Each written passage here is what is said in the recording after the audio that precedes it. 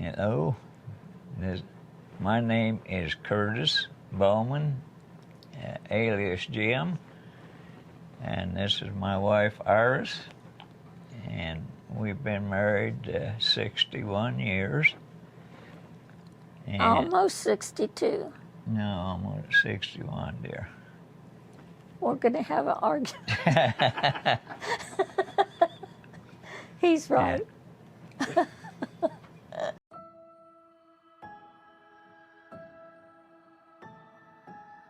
I'm Iris Jean Bowman, and I was born in San Bernardino, California, on April 9th, 1943. And my mama's name is Ruth Laird Raberdeen, and my daddy was Otto Howard Raberdeen. And I was the, excuse me, the third girl born in their family. And my brother didn't come along until a year, 18 months after I did. And we were both born in California, but Mom and Daddy came from, and my two sisters came from Kansas. They were all born there. And they went out to California because my grandma's husband, my grandpa, Earl Laird, had a job on the railroad, and the railroad sent him out to California. So Mom and Daddy was tired of the farm in Kansas, so they ventured out to California, and that's where Gary and I were born. And Dr. Love Jr. was the one who delivered me, so I always thought that was neat. Yeah. And so until I was 18 years old, I lived in Fontana, California, and went to school there, and started in kindergarten. In kindergarten, my arm got broken. My sister and us was playing in the yard, and she was giving lifts off of her feet, and I sat down on her feet, and she pushed me way up in the air, and I came down on my arm and broke it. And this little kid in school kept teasing me and teasing me and teasing me, and I'd come home every day crying, and Mom and Daddy, they told me to just tell him if he didn't quit teasing me, I was going to bop him over the head with my cast. And I was bold enough to do that, and that ended that. He didn't tease me anymore. And the thing that I can remember most about kindergarten was it was separated from the rest of the school. It was across the street. And you could see the playthings over there, the merry-go-round and the swings. But our building had a big back porch to it, and it was made out of cement, and you could bring your skates to school and skate on that porch. That was a lot of fun. And of course, they give you graham crackers when nap time. I never liked nap time till I got older. But that's what I remember about kindergarten. And the rest of the grades, let's see, I went to Sierra Seville School till I was in the 3rd grade, and they made new schools all over town for us to go to, and I was transferred to Randall Pepper School in the 3rd grade. And I I had Mrs. Barnes. They transferred her too, and so it was pretty neat going to a new school. And it was I went there till the 6th grade, and then I went to junior high, and junior high was uptown, Fontana, and I walked to school there. It was a short distance, and I didn't mind that at all, walking. That was fun. And then that went from 7th and 8th grade, and then in 9th grade I started high school. My brother had to wait 1 year because they moved the 9th grade to the junior high, so he had to go 1 more year in junior high, and then he started the 10th grade when he went to high school. 10th grade was a sophomore. And Donna, my middle sister, we went to high school together then. Well, just the first year. She was a senior and I was a freshman. 9th grade was freshman. So we got to go to school together for a little while, and then she went to junior college. When I was in high school, Carol Ann, she was married by then, and so there was just 3 kids left at home, me and Donna and Gary, and we got to share 1 car. So we'd drive it to school, and I worked for a teacher in high school for a little while, grading his papers, and I got gas money from that. So gas at that time was probably, I think it was about 20 cents a gallon.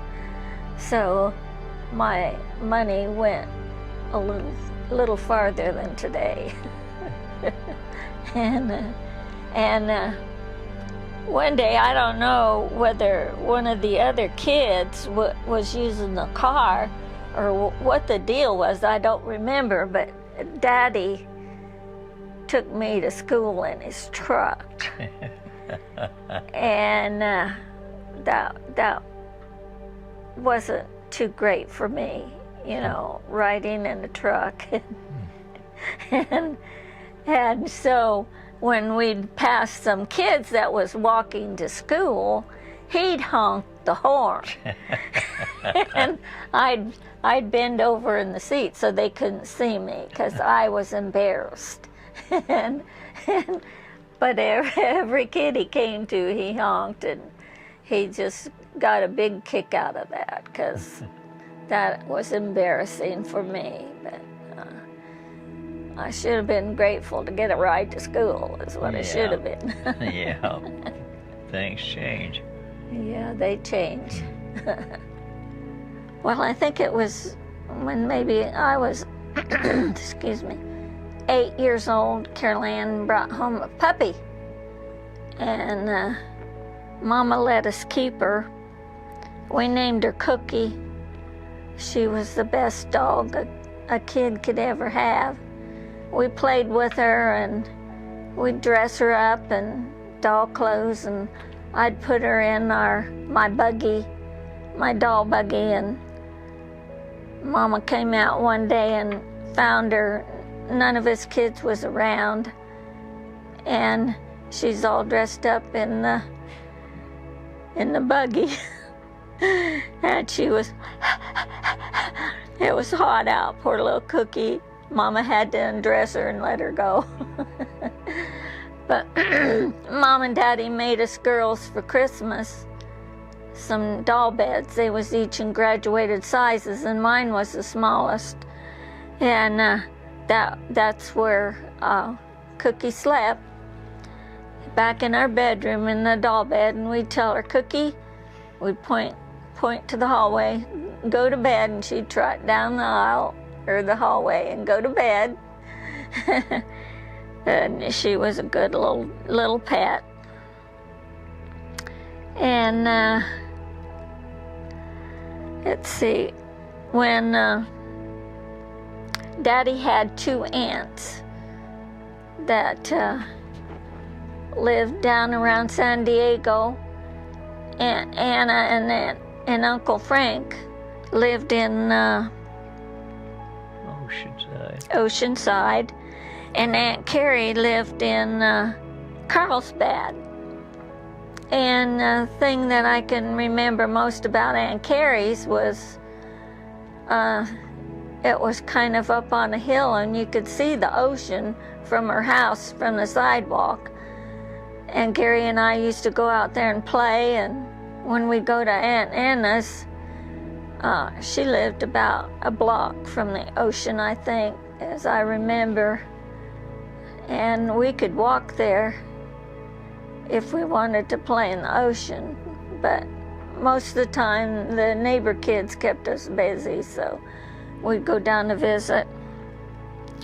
Well, Aunt Anna lost her husband, and she couldn't take care of herself anymore, and they didn't ever have any kids, so Mom and Daddy brought her home. She was bedridden and to take care of her, and so I had to go sleep with Carol Ann and Donna in their bedroom, and I don't know what happened to Carrie. But one day Aunt Anna called me in to her bedroom, and she said that she would give me a quarter if I could stop saying shut up for a whole week. She gave me the quarter. I don't know, I probably didn't deserve it, because I like telling people to shut up, so. But that's that story. We liked camping. We'd go camping about every weekend, and the whole family loved swimming. We were like a bunch of fish, and we'd go swimming every chance we'd get. And one day Mom and Daddy, they decided they would buy above the ground swimming pool. Well, back then they didn't advertise them like in Sears catalog and stuff like that. They wasn't popular back then. You had to go clear down into Los Angeles to get one. So we went down into Los Angeles and got it, and we was all excited, and we had to dig out a spot for it in the backyard. And so we got it up, and that pool had a good run because we had it for years. And then after Donna was married, her and Don took it and put it in their backyard, and when we moved out there, we was going to live in Donna's house, and I didn't want it up in the backyard because our kids, Marty and Joanne, were just little. They weren't even in school yet, so I didn't want it up. So Carol Ann and Dick took it, and they put it up in their backyard. And it busted one day, and the water went all over their backyard, and that was the end of the pool. It had a good run, and we had a lot of fun in it, but nobody got a new liner to put in it, so it was done. And Gary and I, we used to get 15 cents a week for our allowances, and we'd ride our bicycles around, and the first stop we'd go to would be to what's the root beer place? B&K? No, the other one. A&W. A&W. We'd go there to A&W, and we'd get a nickel root beer. Well, then just down the road was the Frosty Freeze place. So that was our next stop. And we'd get a cone for a nickel. And then just a little further north was the donut shop. You could get a donut for a nickel back then. And we got us a donut and was all set for the day then. And, oh dear. Yeah, one time our Uncle Ben, my mama's brother, he was a preacher, Methodist preacher. He come down to visit the family every now and then, and Gary and I decided we wanted to go back home with him and stay. He told us we'd have to stay for a couple weeks, and we said, well, that's fine. So we went home with Ben, and he lived at Shell Beach, California. And it was right on the ocean. You could just walk down the street, and the beach was there, but it was down. It was up. We was up on a cliff, and you had to go downstairs to get to the beach. Nobody bothered you or anything, and so we'd play at the beach, and then we'd go back home and play around the house and the church there that he had. And one day he decided there was a hill behind the town there, and across the highway, we wanted to climb that hill. And so one day he said he'd take us up that hill. And so we climbed and climbed and climbed it. It was a short hill, but it was a tall hill when you went to climb it. And the owner caught us. So my Uncle Ben told him what he was doing, so he said that was okay. So we finished our climb. It was a great view when you got to the top. Gary sent me a picture here a couple years ago that showed that hill, and there was new houses covered that hill. You couldn't even tell it was the same hill. And one day he took us into San Luis Obispo, and it was inland, and it was hot that day. So he decided, well, he'd get us a cone, and he bought us a cone. I know that thing was that tall, and it was only a quarter. But we had to eat it fast because it was melting faster than we could eat it. But we had fun there. We was glad to get home, though. After 2 weeks, he took us back home. Oh yeah, and I wanted to tell you about when we would go camping. Mom and Daddy put a mattress in the back of his truck. It had a topper, a topper over it, and they'd sleep in the back of the truck. Carol Ann and Donna had the tent to sleep in, and Gary and I slept in the car. He got the back seat, and I got the front seat with the steering wheel. But I didn't mind that because I could lay there and I could look out the front windshield and see the stars up in the sky, and that was pretty neat. And then when we'd have breakfast outdoors, Mom would cook bacon and eggs and pancakes. They were good outdoors. And we'd go to the Club San Moritz. Mom and Daddy belonged to that. And later on, they built a cabin up there. And we'd go to the cabin and stay with them sometimes. But we'd go swimming at the club, or they had an ice skating rink that we loved to go and skate on the ice. And we only ate in the clubhouse once because it was expensive. But most of the time, Gary and I went hiking one day, and we got lost. And I said, well, our camp spot's back this way. And he says, no, it's back this way. And I said, no, I'm going this way. And he says, well, I'm going this way. Well, I got back to the camp, but there wasn't any Gary there. Mama, she was petrified. But here, pretty soon, here came a guy, and he brought Gary back home. Couldn't get rid of him.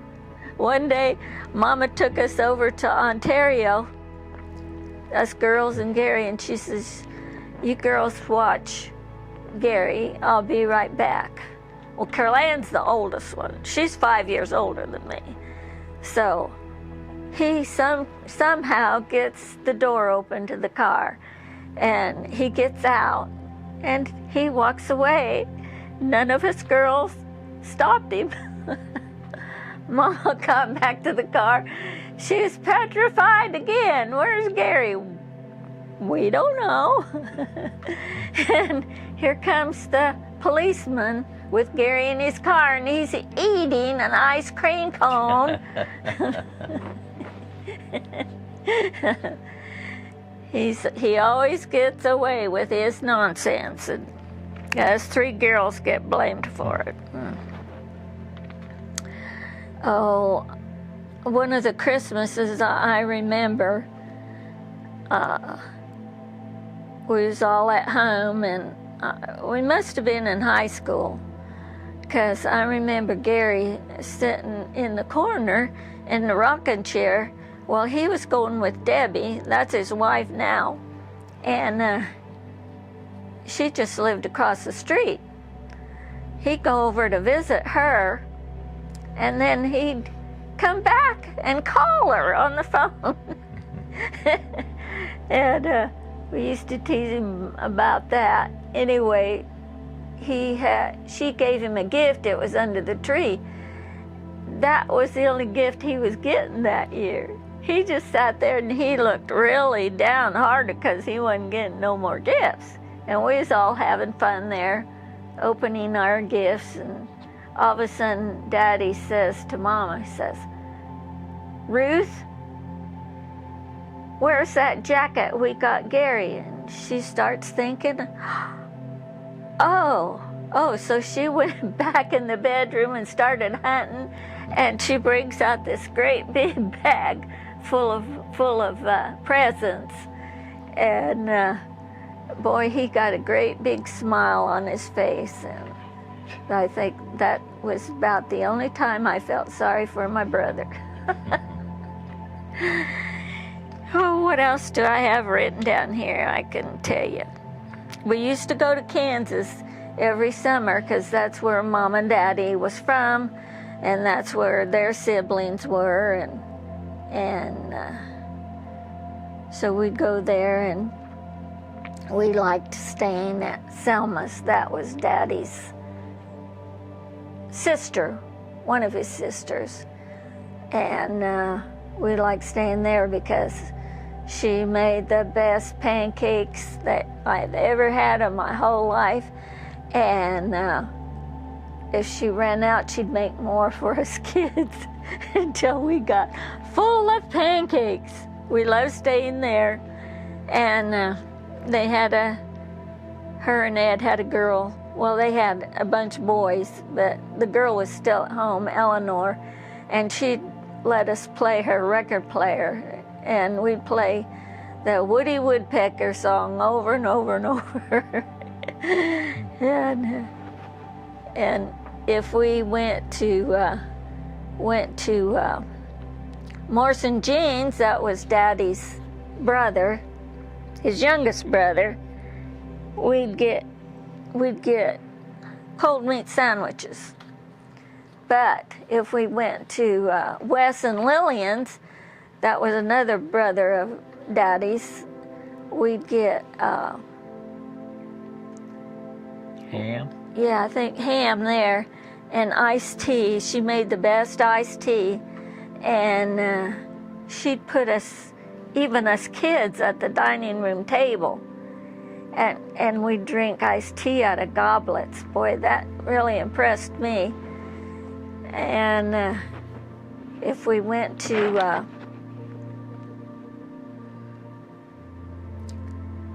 what was the other one's name? His other sister. Selma?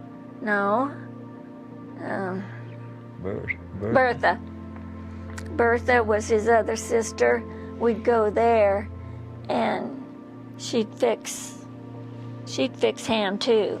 I think Lillian fixed fried chicken, and we'd play with the kids there because Marcy was Gary and my age, and they had this lane they went down, and it would go down. We could take our wagon and run down that hill and play with her all day long. And then they had upstairs, they had a room that was kind of like an attic off of the room. You'd go through a little door, and that's where she had her playroom in there. And boy, she had a good playroom in there. We could play there a lot too. That was usually our trips to Kansas. One trip we had, I can remember, we was coming back home, and we was trying to find a place to stay all night. And so Daddy found this, I think it was kind of a resort place, because it was back a long lane till you get to it. Daddy went inside, and he come back out, and he says, "They don't allow kids here." So we went back down the lane, and Daddy stopped at the end of it, and he turned their vacancy sign around to no vacancy. I guess that soothed his anger some. Oh dear. Oh, Andrea, my girlfriend, she lived next door, and we've been friends ever since I know, even still today. She writes to me and I write to her, but she lives in Wyoming. Yeah, Casper, Wyoming, and she has 4 kids, and I don't know how many grandkids she has by now, but we always played together and grew up together, and she was a good friend, and her dad was killed in the war, and her mom always had a picture of him on her dresser in her bedroom, and he was a nice looking man. And I don't think Andrea ever knew him. But she had a grandpa and a grandma, and they were Polish, they spoke in Polish, you never understood them, but her mom understood him, but he was always grumpy. And I don't know, she'd come and stay with me overnight, and then I'd go and stay with her. And I like staying over there because they put Nestle Quick in their milk, and we always had Hershey syrup, and I didn't like Hershey syrup. Nestle Quick was better.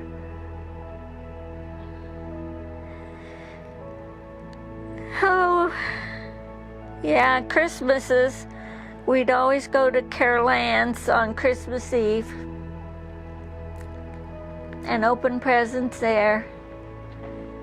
And Carol Ann, this one year she got Donna and I, back then, full skirts. The fuller they were, the better.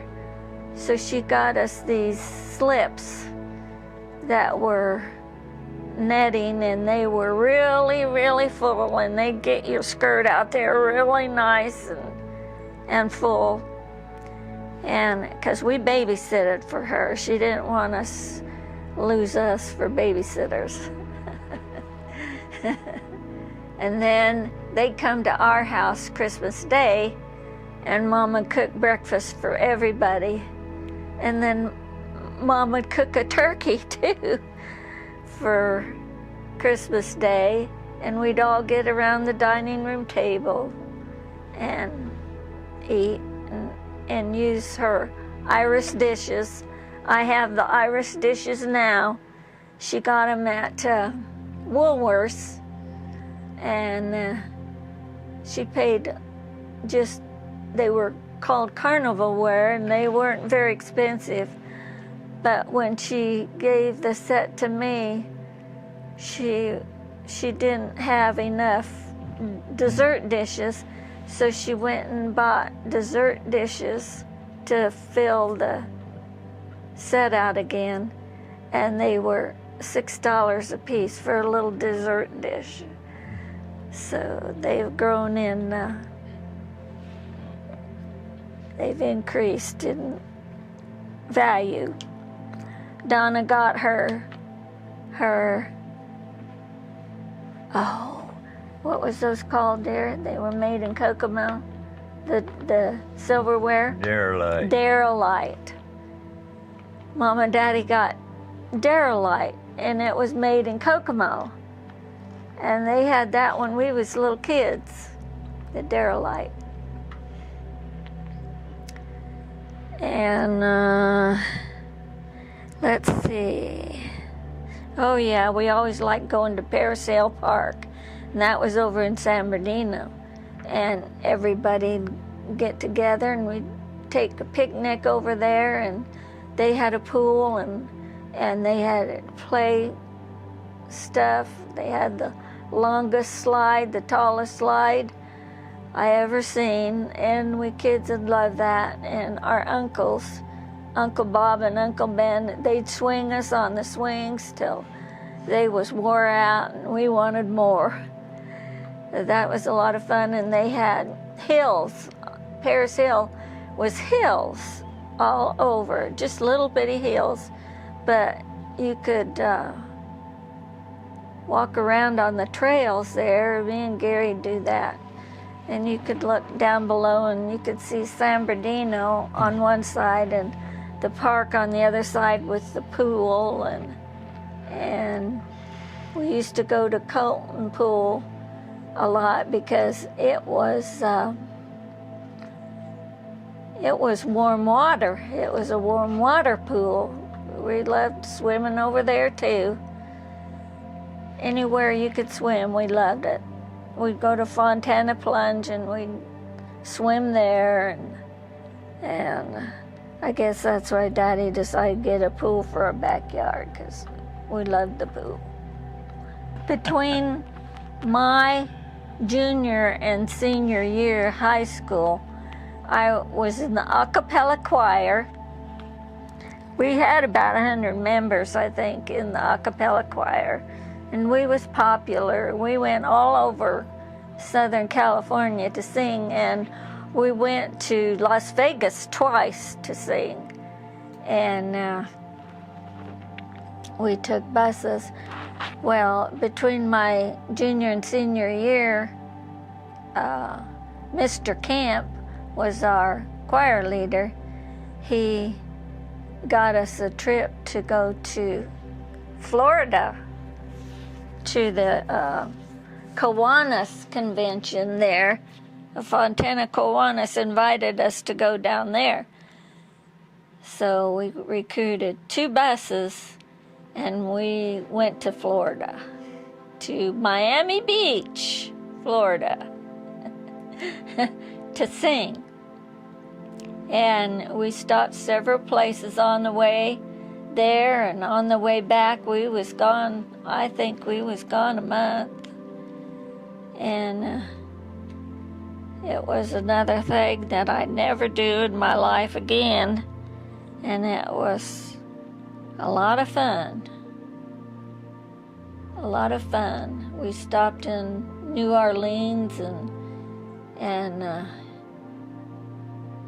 I forget forget where we stayed there, but we stopped in Texas and went across the border at El Paso. no, Or, I don't remember. it was another place where we crossed. That was scary. Scary for me. Tijuana? No. Oh, well. Juarez? Juarez, I think it was Juarez, Mexico, we went into, and we all had to be checked when we went in and checked when we went back. We ate there. That's all we did. We ate there, and I was never so glad to get back in the United States in my whole life. And we went to several places in Florida, to the where the swamp is. I forget the name of that.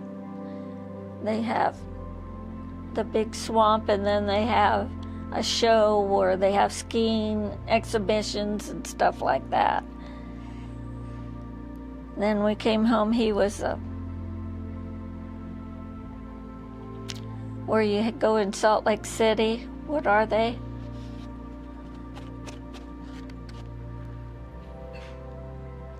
Tabernacle. The Tabernacle. Yeah. Yeah, we went to see that when we come back through. And he recruited people in Salt Lake City or wherever we stopped at. He knew people there, and we stayed at people's houses. And then we come back home. That was a great trip. Yeah, I was born in Kokomo, Indiana. My grandma delivered me at home, and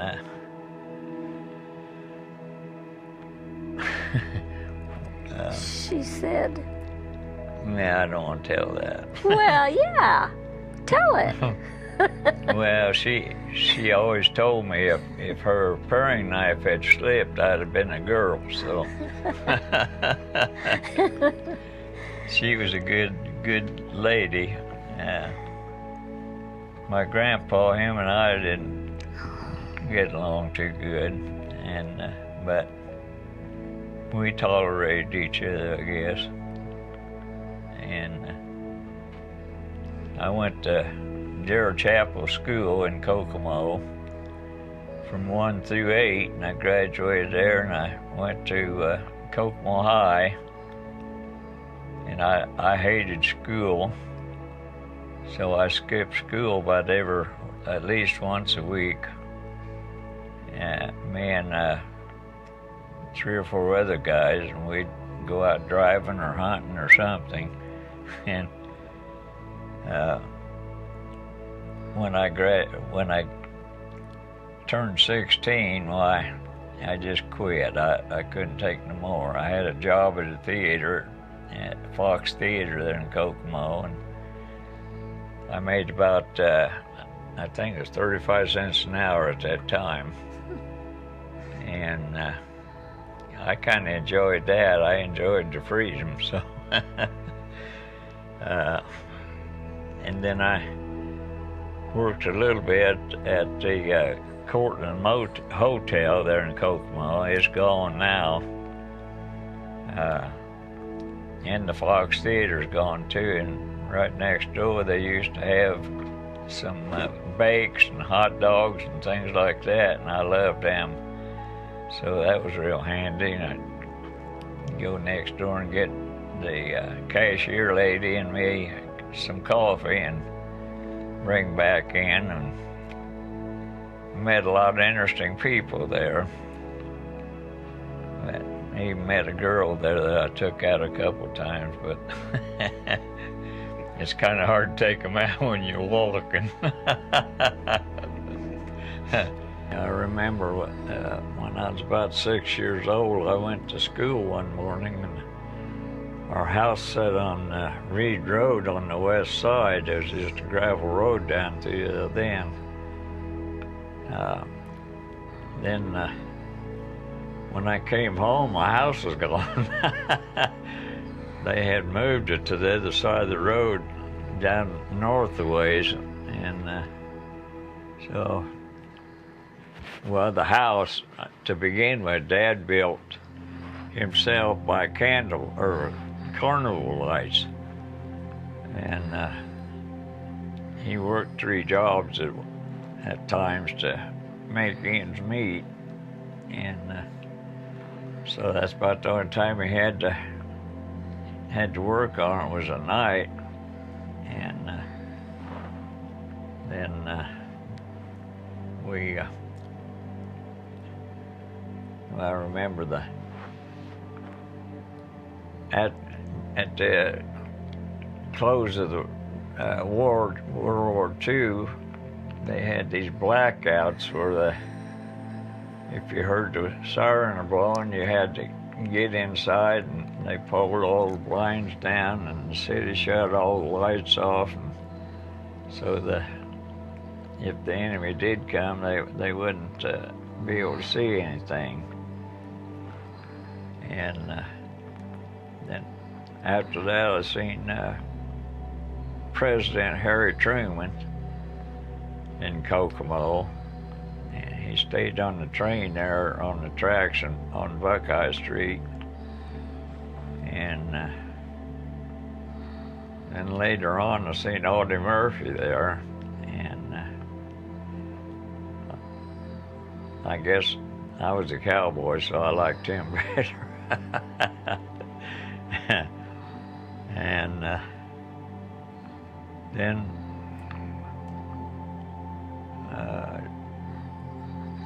I forget what year it was, 31 bypass came to. That's when they moved our house. I guess I was 6 years old then, and I think well, I watched them build it, and it was pretty interesting. They had some equipment there, but boy, it's ancient now. When I was in high school, I used to walk over to, well, it was Sam's, or Johnny's then. It was the Union Grill, and I could buy baked hamburgers for 25 cents a piece.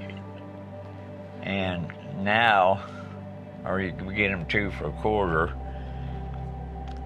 It's 15 cents a piece, or I could get them 2 for a quarter, or, you know, all 1 for a quarter. But I really loved them. They had coney dogs and the baked hamburgers both at that price, and now I think they're $1.65 or 85, something like that a piece, and they're not near as good as they used to be. So, and they had a day-old bakery a couple doors down from Johnny's there, and you could buy nickel donuts there, so I'd get me a bake or 2 and eat, get me a donut on my lunchtime. But Johnny, he was the original owner of that place, and he could he put it, raised his arm up like that, and he'd line them bakes up his arm and put mustard and stuff on them, and I never seen him drop one of them. So We've been requested to tell how we met. Some 61, no, it's been longer than that. Over 60 years ago, Grandpa was in the Air Force, and he was stationed in Texas. Well, my sister had a boyfriend that lived right next door to us, and he was fascinated with us girls, He'd come over all the time. As a matter of fact, can I tell a story on him, Curtis? He come over one day. I don't know who let him in. Somebody let him in. And he went looking for Donna, I guess, because he went down the hallway. And he ended up at the end of the hallway was my mom and daddy's bedroom. And my mama was standing there in her underwear. And she got him by the ear, and she took him down that hallway, and all the way down the hallway he's saying, "Mrs. Riverdine, Mrs. Riverdine, Mrs. Riverdine." She took him to the front door and opened the door, and out he went. And she shut that door and locked it that time, I guess. But that's the story on him. There's another story on him. After we was going together. Anyway, he went in the service too. And he got stationed at the same base Jim was at. It was Amarillo, yes. Amarillo? Yeah, and then he went to Clovis, New Mexico, and I came to California. Yeah. They shut the base down there where he was at, and he went to California. Well, before that, Donna and I sent Terry pictures of us, and he showed them to Jim, and he liked my long blonde hair. Yeah. So he started writing to me. I think he probably wrote me maybe 5 letters. And then he decided, well, it wasn't no use to write me any more letters because he wasn't ever going to get to go to California. Well, they shut the base down and they sent him to California, and they sent Terry to Clovis, New Mexico. To New Mexico. So George Air Force Base was up on the desert. It was only maybe how far from us? Probably about 45 miles. 45 miles from us.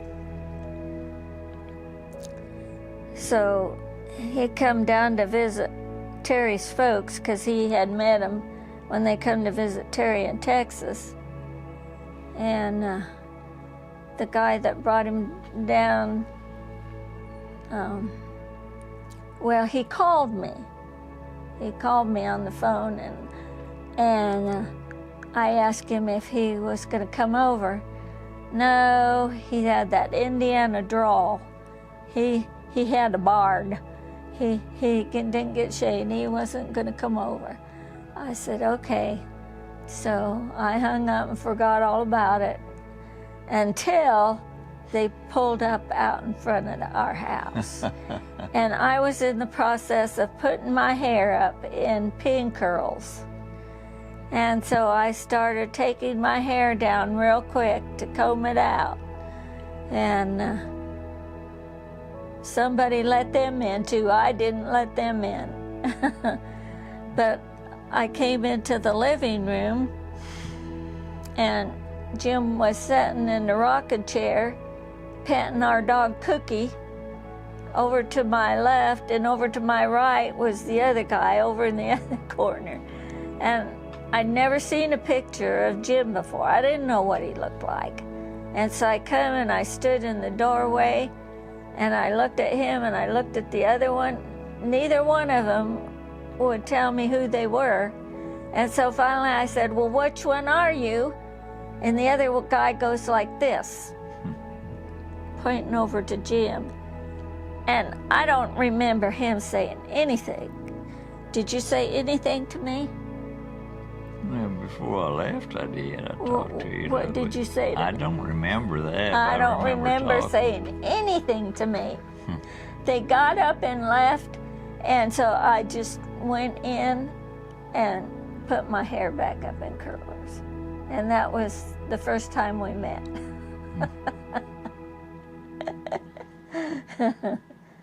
But he kept coming back. Curtis. He kept coming back. Yeah. Yeah. We went together for, 2 years before we got married? Oh, no. You started writing me when I was 14, and you came, we met when I was 15, so that's 16, 17, 18. That's at least 3 years. Okay. And I think, did you take me out to the movies on our first date? Yeah. Is that when you got your ticket? No.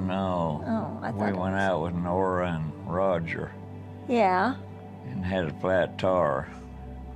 Yeah. So we was late getting her home.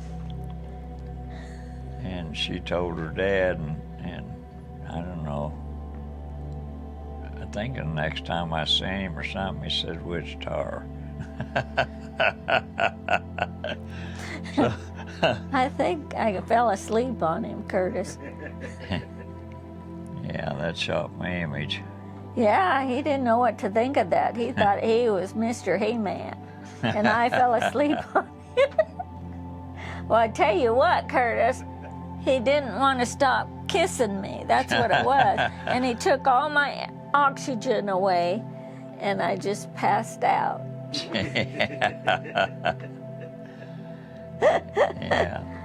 Yeah. Well, that was our first date, right? Yeah, that was our first date. Yeah, when you had the flat. Yeah.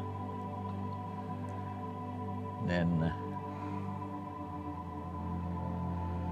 I forgot what I was going to say now. I don't remember. I don't either, but he would invite my mom and dad to go with us on our dates. That just made me so mad. We'd take them and we'd go miniature golfing. Yeah. We went to the Bull and ate steaks too. Yeah. They were real reasonable, about $1.50 for a nice big steak, and they were good. And we went to the trails. It was good. Other than they had a mirror girl there, I didn't care for that. She was in the nude, laying down at the bottom of the mirror, and it almost made you sick. I don't remember him getting sick over that. Well, I said it almost made you sick. Yeah, almost. That's why you kept going back, right? Yeah. Almost made you sick. They had real good steaks too for $1.25. Yeah. That's the only reason we went there. But he'd come down on the weekend to see me. And he just assumed that I would keep that open for him, you know.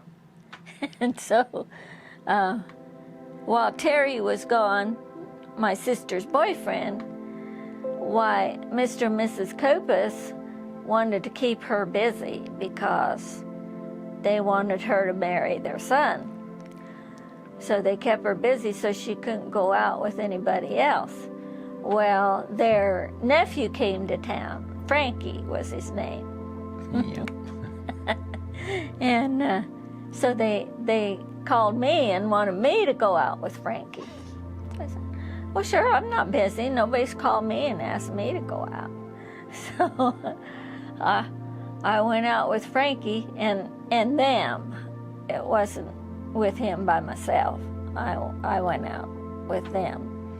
And he had come down that weekend to take me out, and I was already gone. And that made him kind of upset, I think. No, not kind of. Oh, it did make him upset, Curtis. So he started calling me on Wednesdays then to reserve my attention for him on the weekends, you see. Well, Mr. and Mrs. Copas kept me out till after 12. And when I came home, Mama was waiting on me. And she says, I thought I had you trained with Jim. And I said, well, I was with Mr. and Mrs. Copas. Well, that didn't matter. I don't know what I was supposed to do about it because I didn't have my own car. I was in their car, so we had to be in by 12. Yeah. And by the way, when we was going together, we was out by the pool. I think, no, you wasn't swimming. You was fully dressed. Mm-hmm. So was I. And Terry was there, Copus, and he was always there. yeah, he was gonna pick ours up and he's gonna throw her in the pool with her clothes on. Well, that didn't set right either, so I picked him up, held him over the pool, and he kept saying, don't put me in, I got my new $100 shoes on. Got my $100 shoes on. Pow, he went in the water. Before he even hardly got it out, he was down in the water. Yeah, I was surprised his mom and dad even spoke to me after that, but they did. So. Yeah, Mom and Daddy really liked Jim because After that, because they didn't care for Jerry. he made real points with them when he did that. Yeah.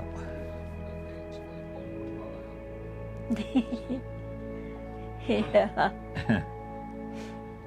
But Jim didn't like the way Terry treated my sister Donna, so he brought another guy down from the base. That was Dawn. That's who she married. So we did a lot of dating with them.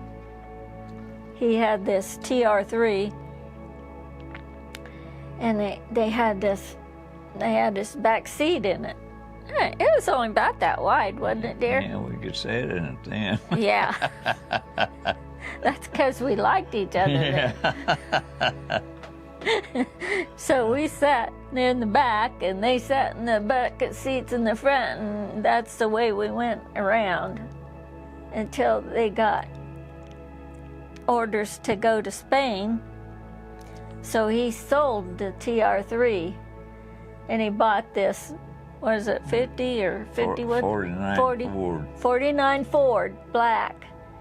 And it didn't have a headliner in it. It had polka dots painted in it. And I don't think it had back windows in it, did it? Side windows? Yeah, there wasn't no back doors, so it was just two-door. Oh, well, I remember the wind coming in there, and it was cold. Well, yeah, oh, you mean it didn't have any glass in it? Yeah. No, Or it didn't roll up or something. yeah, something like that. And I remember being cold, too. And what, it didn't have what gear in it? Well, after we drove it a while, the reverse gear went out on it. It was a overdrive transmission, so if you parked any place where you had to back up, you was in trouble. You have to get out and push it out. And So us girls really went down into status. We went from a TR3 to this. but they didn't mind. We didn't mind.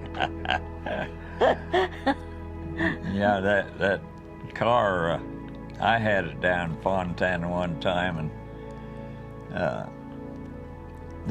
I stayed at this hotel down there for $2 a night, and I came out the next day to go over to pick her up, and the cop was sitting there, and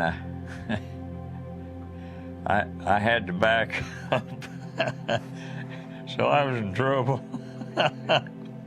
when I took off, you had to take off in second gear because you didn't have first or reverse in it. And when I took off, it boom, boom, boom, boom, boom. And that cop just stood there and looked at me. And also in that car, Don and I had taken the girls out that night, and we went to that hotel, and there was a filling station right next door. And of course, being in the Air Force, I swiped a pair of chalks that they use chalk the airplanes down. And we pulled in that gas station. I jumped out and threw them chalks in, and the police pulled up. And they checked us out and everything and said, "What's going on?" And then they said, "Well, there was a robbery in Colton, and the car description matched this." Don said, "You mean there's nothing like this around?" So finally they said, "Well, I think they're all right," so they left. Yeah. Really? All right. Yeah.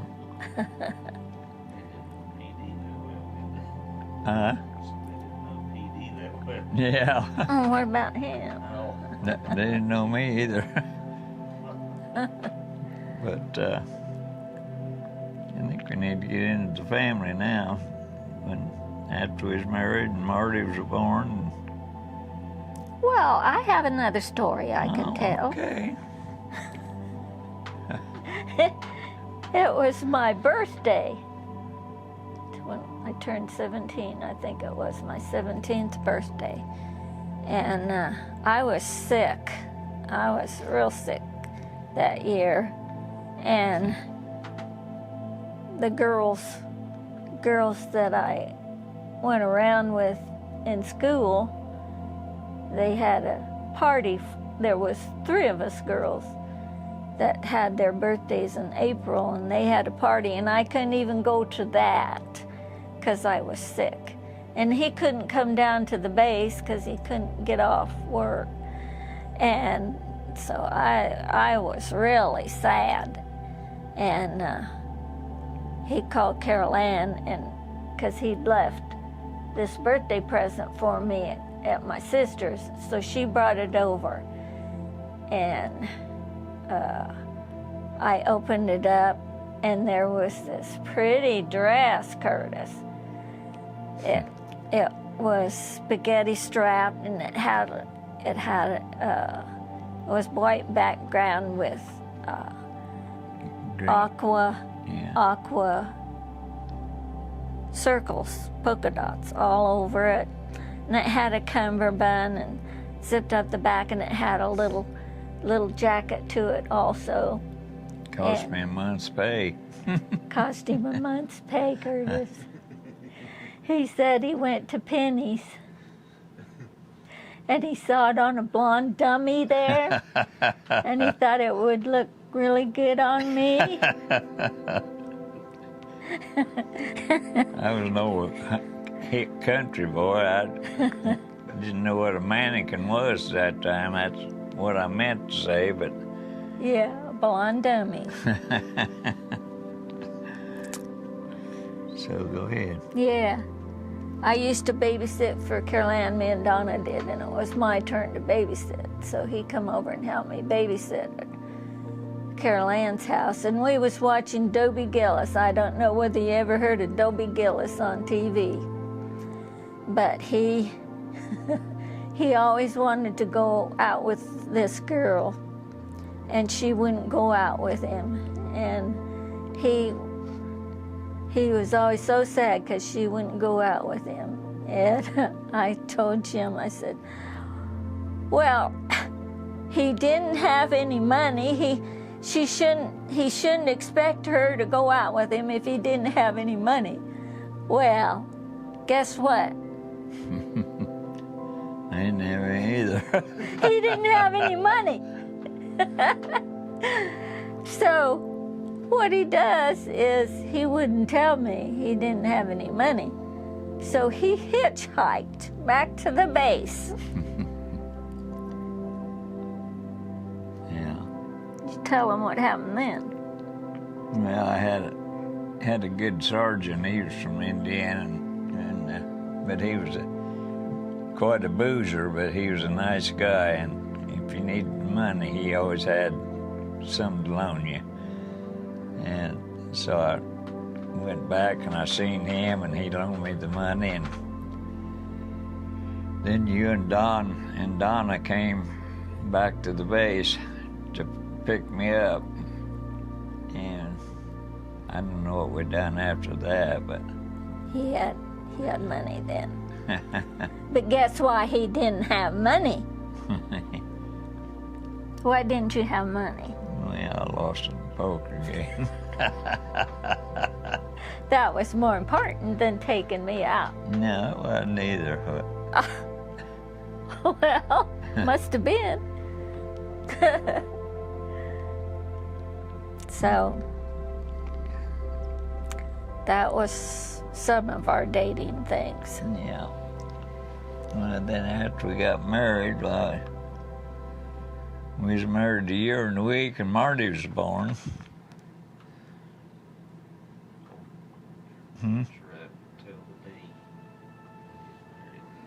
Oh. Yeah. That was us in 1961.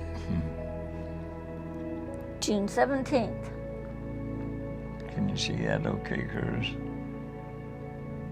Yep. Yeah. That's good. Then, 15 months later, Joanne was born. Mm-hmm.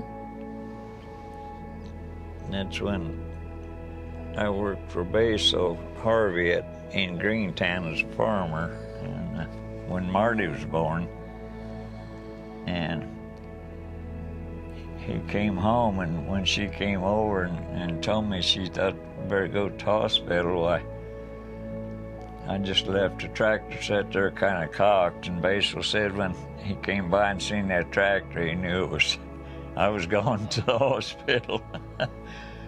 But he was a good guy to work for also, and that's where I got my dozer experience of driving, and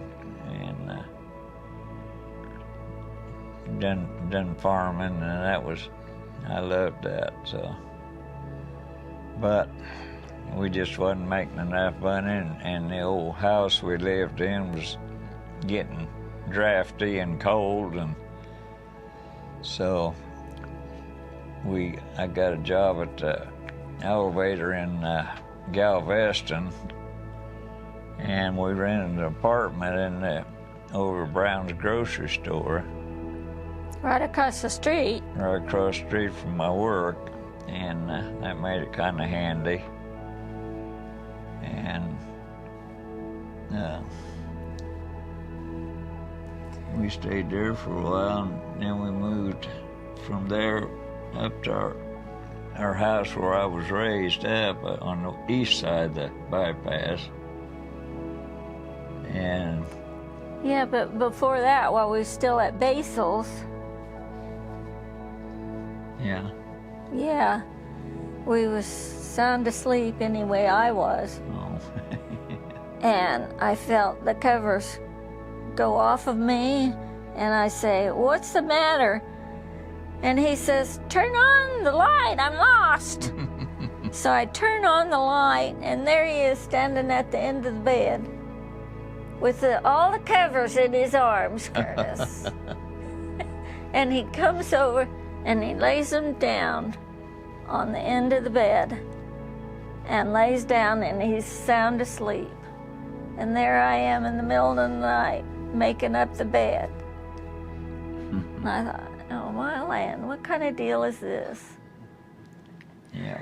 Another time after Marty was born, that we had airplanes from the base fly over our house all the time, and they'd break the sound barrier. Well, this was in the summertime, so we had our windows open to get breeze.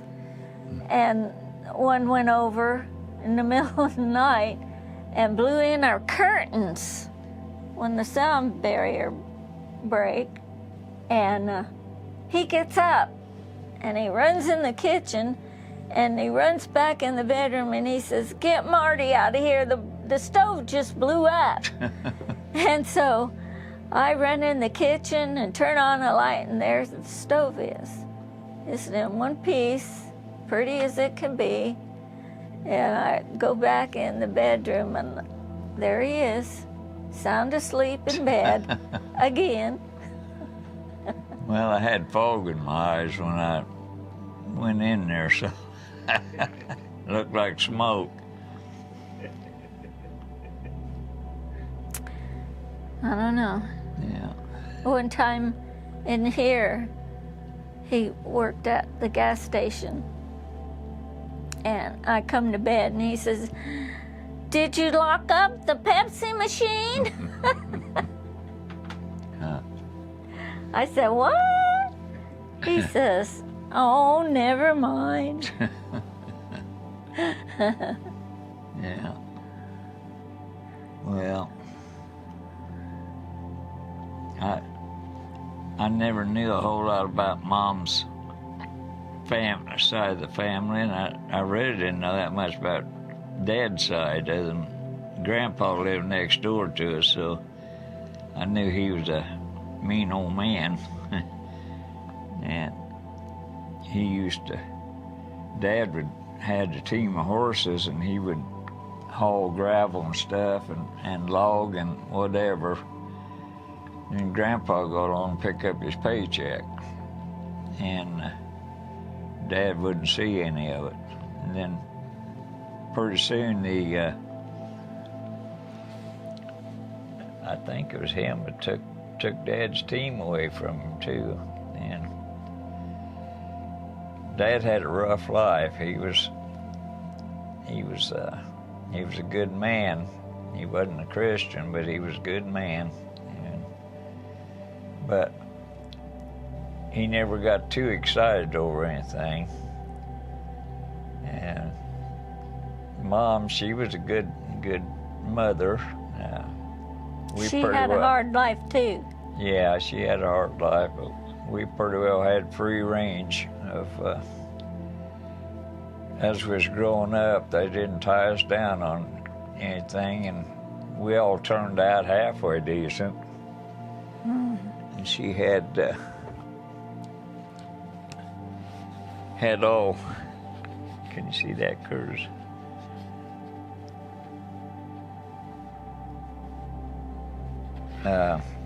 She had all us kids. This is a little reunion we had out here. That's my little brother, Max. Henry used to be, we always called him Dink. And He can't see that too well. well, no. Okay. Go ahead. You want this light on, Curtis? It's all right.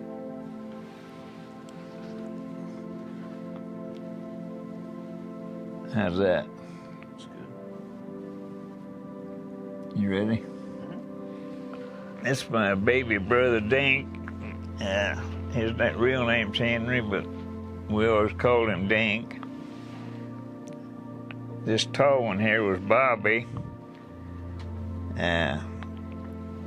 Then I was in the reserve, so I had just come home and took that picture, and that's my brother Billy there. And Sonny, he's Paul. He was Paul, but we always called him Sonny. And then there's Dad and my sister Tootie, Mildred, and Mom. And when we were growing up, I think she slept on the couch because we only had one bedroom, or two bedrooms. Mom and Dad had one, we had one. All of us boys slept in one bed, in a king, or not a king size, but a regular sized bed. And we was nose to toes. And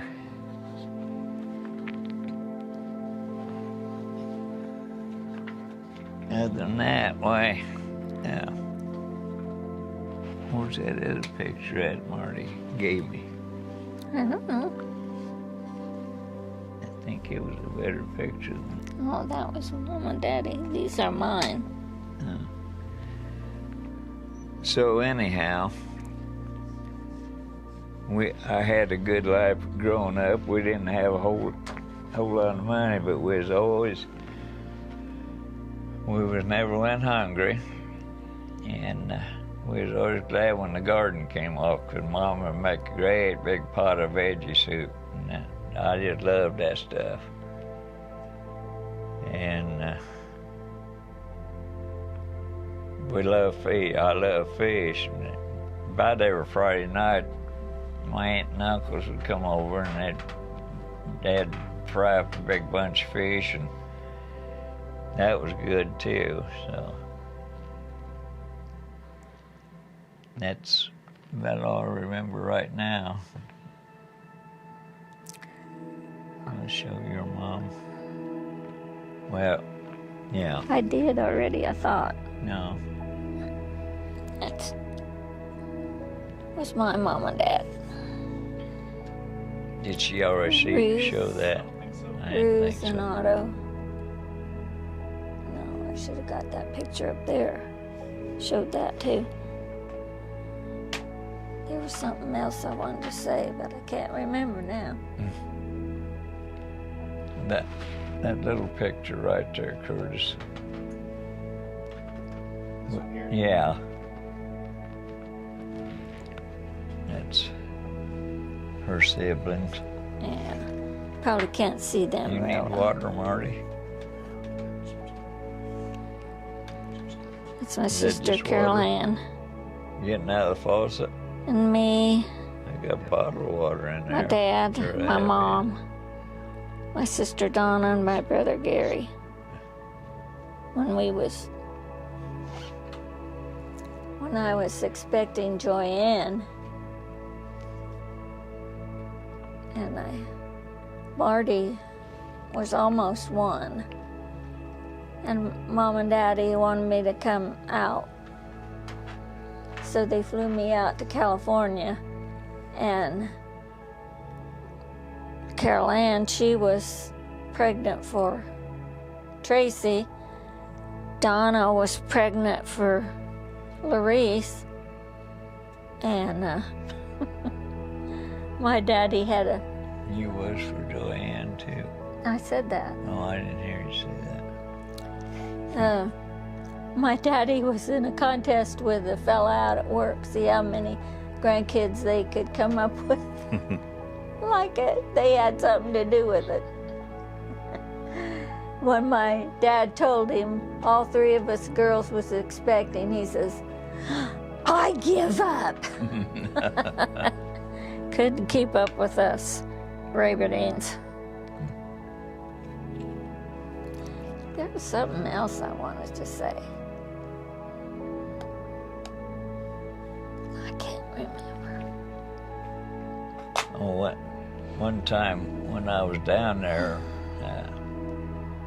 Virgil, he bought some fish up there called bonita fish. And man, I'll tell you that that tasted so good to me. I guess because I hadn't had any for a long time, but man, it was good. And I've never eaten any since, so I can't even find them in the store anymore. Might be able to in California. Yeah.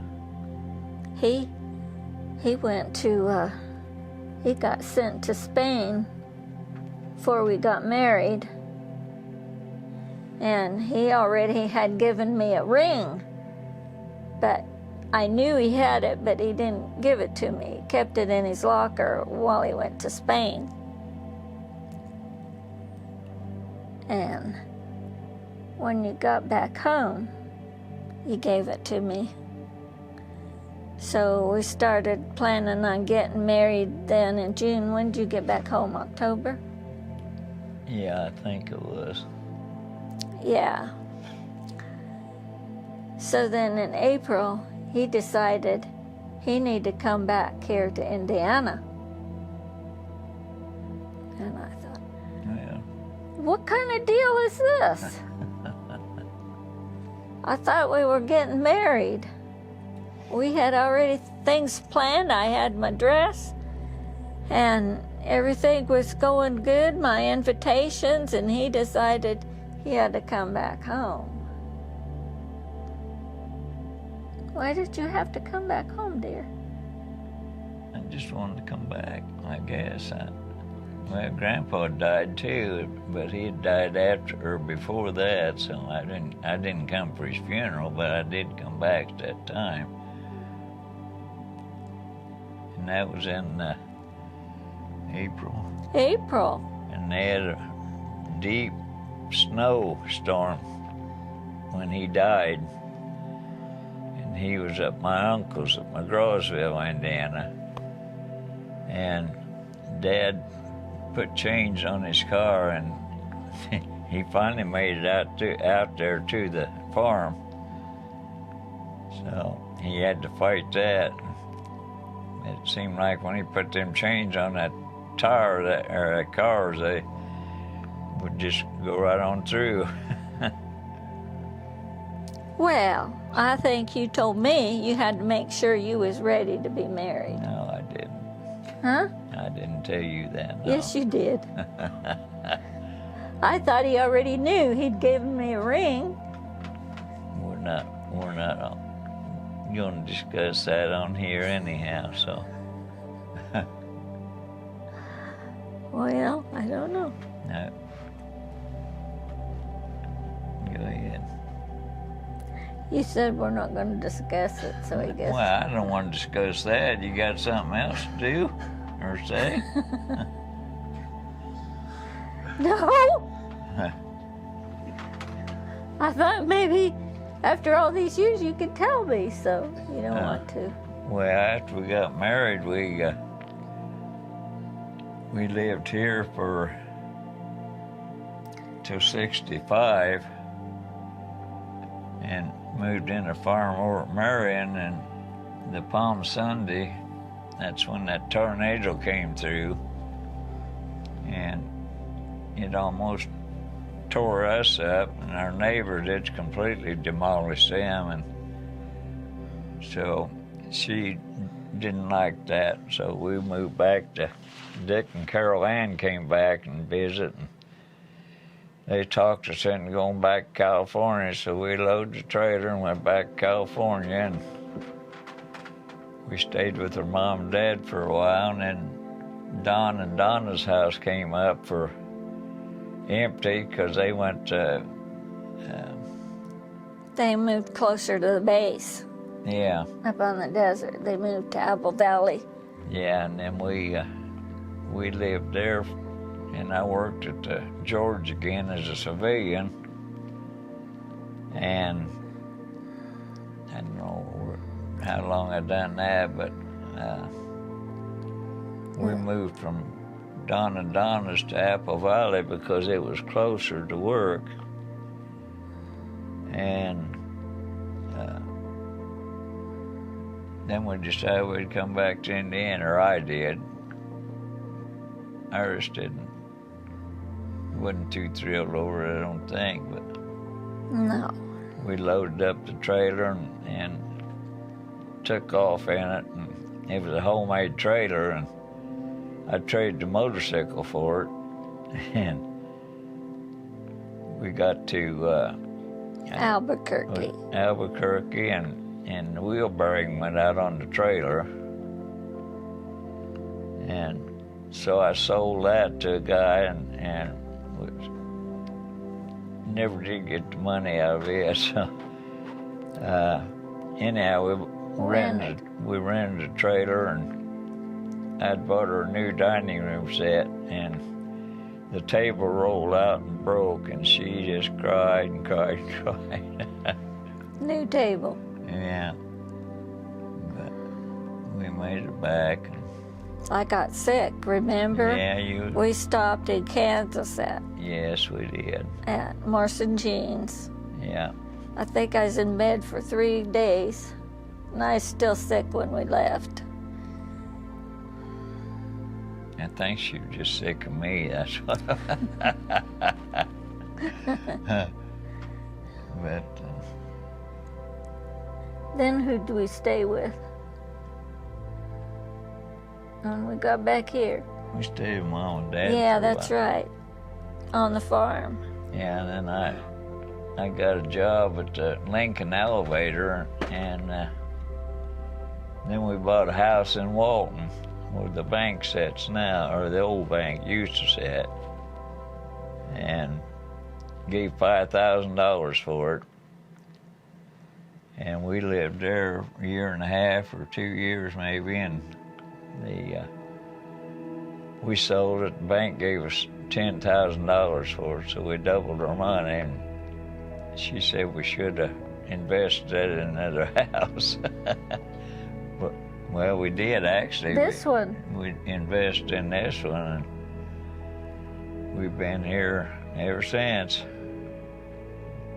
52 years. Yeah, they'll have to carry me out here, so.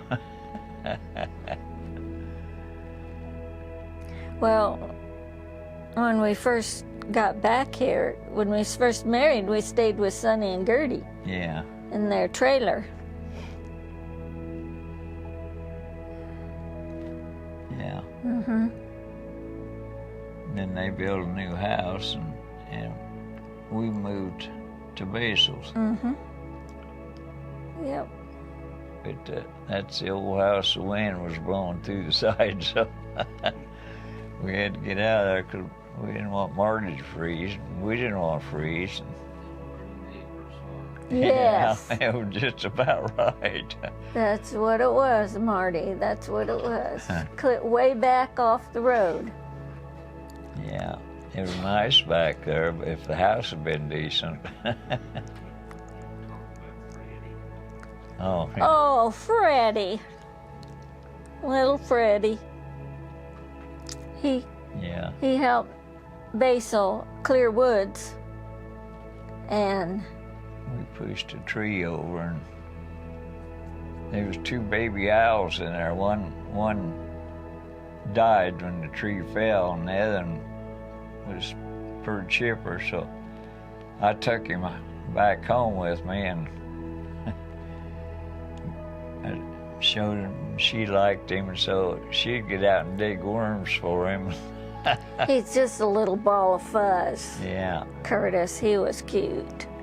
As he grew bigger, why, he'd jump up on her mop bucket, and he'd stand there and go, He fell in the mop bucket. yeah, He followed me around the house. you was his mama. Yes. And I'd put him in a box at night, and one morning we woke up, and there he was on the edge of the box looking at us. We was still in bed, so we decided, well, he needs something over the top of it to keep him in there, and but I tried to get him to sit in the tree, and he couldn't sit in the tree. So he sat on our front porch in the sun, keep him warm. And then Dawn came to visit us, On Memorial Day. and we had a nest of sparrows, right, Yeah. up in our eaves. And so him and Dawn took the sparrows down. They thought, well, what if we brought Freddie around here? What would he do? Well, guess what he did? He ate them. He ate all of them. Well, I don't think he made them all, no, but it was pretty close. Poor little Freddie. The next day, he's dead as a doornail. I cried and cried and cried. Freddie was my little pet. Yeah. Them 2 guys. So they got a box and they buried him for me. Yeah. Well, Jim's mom always thought Marty, what did she call it? being Mark would be Mark. Yeah, that Freddie Marty, he was gonna look like Freddie marked him. Yeah. That's That's what Marty kept going, ooh.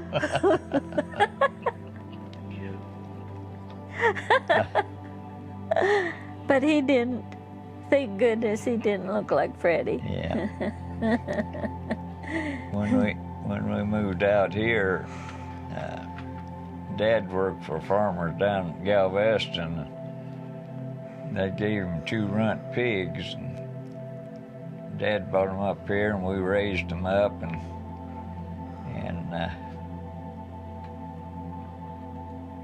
bred them back to a boar, and they throwed out pretty nice pigs. And Marty and Joanne was always good when I went to sell them, because I'd take them over to Hawkins Stockyard, and then they'd get a bottle of pop of some kind. And Joanne still talks about that. But that place is being tore down also. But one day I went out and I had an old sow that was down, and she couldn't get up.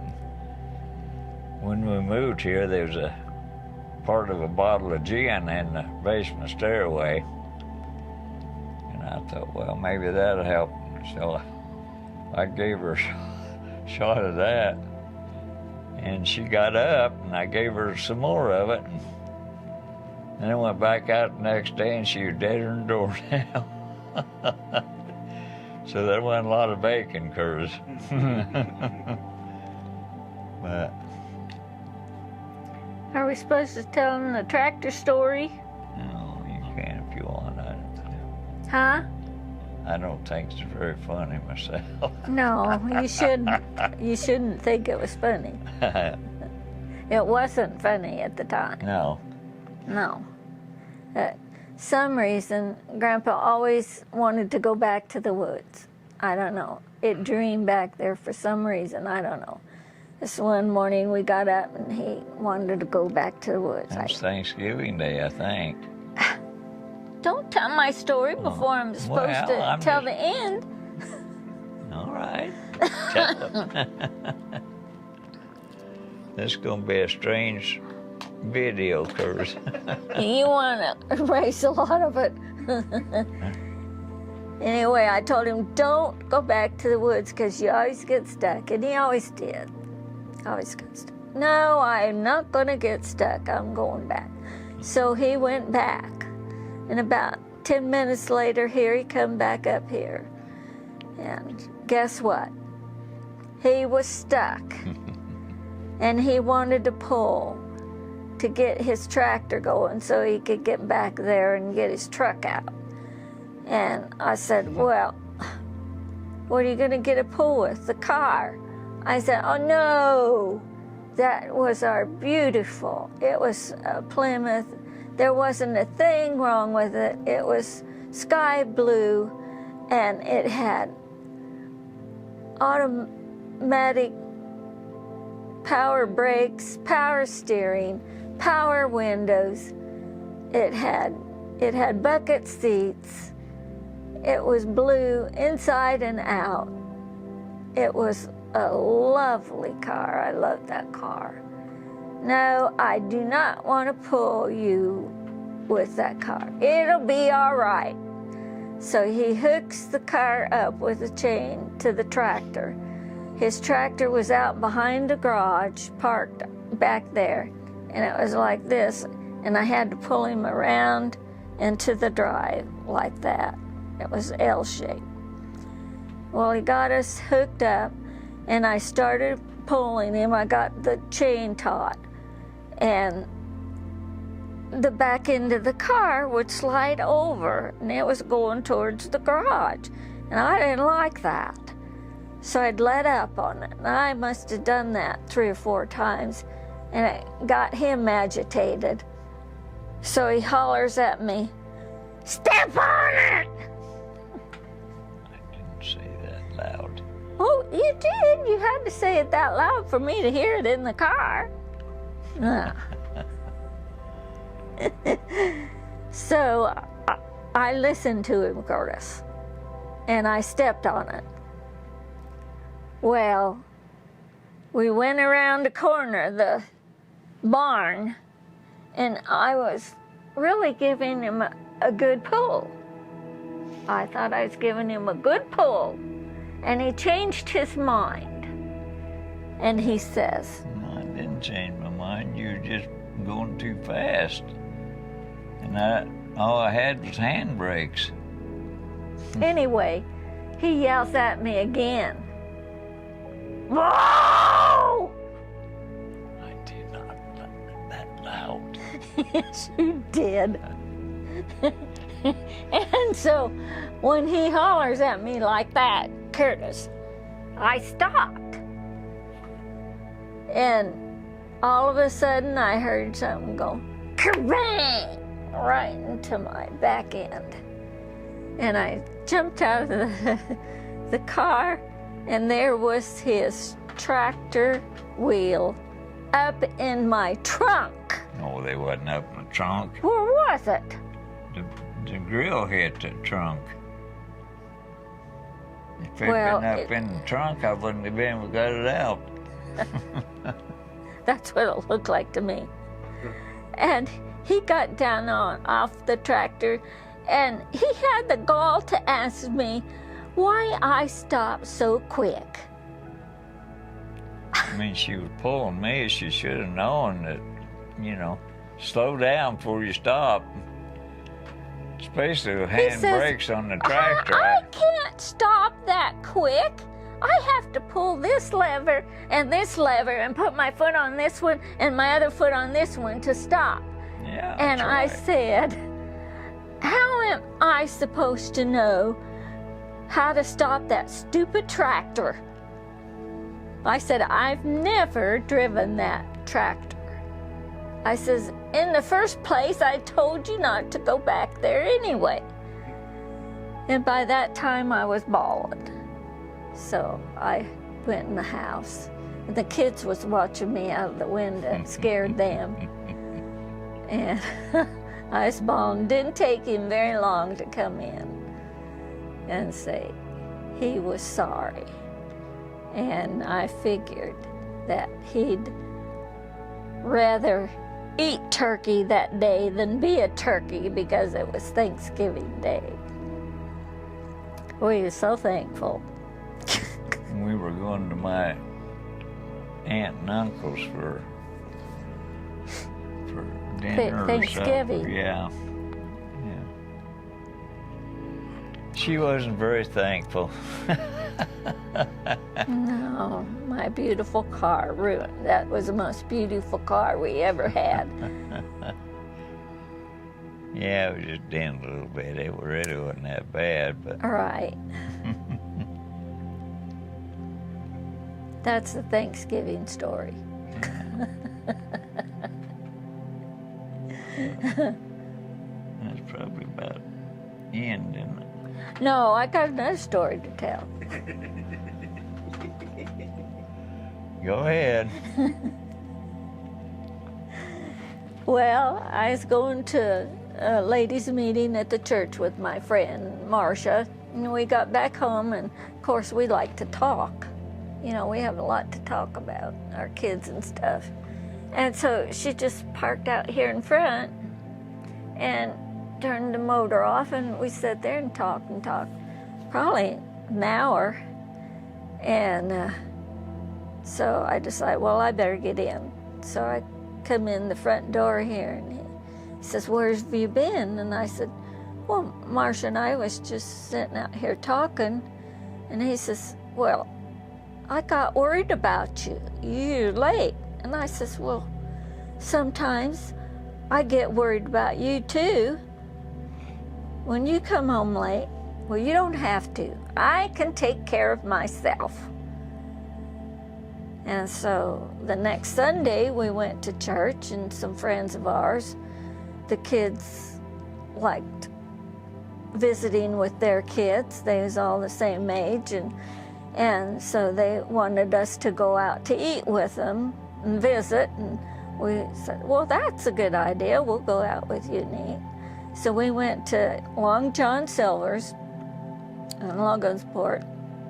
We standing in line, and Jim says, well, I need to wash my hands. Will you order me a dinner? And I said, yeah, I'll order you dinner.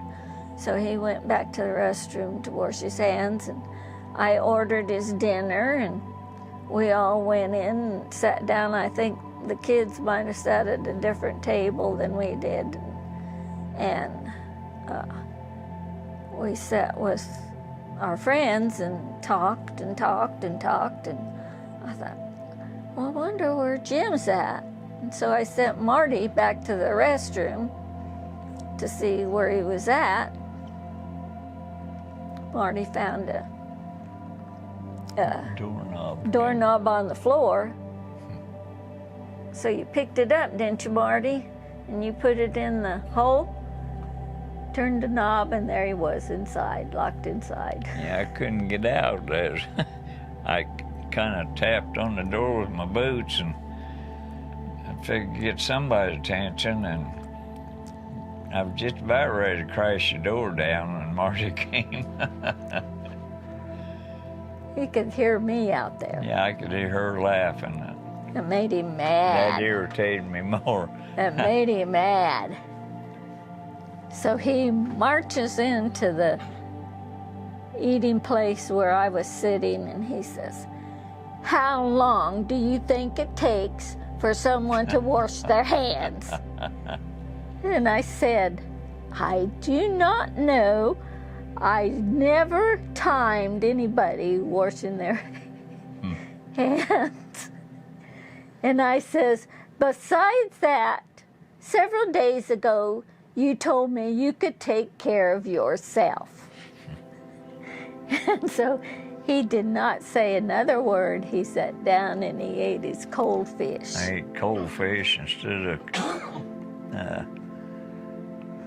cold turkey, so.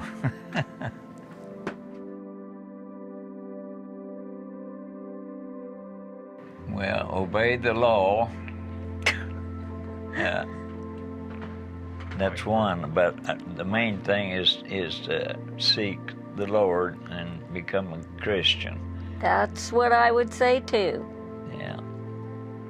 One piece of advice. Get to know the Lord. Yeah.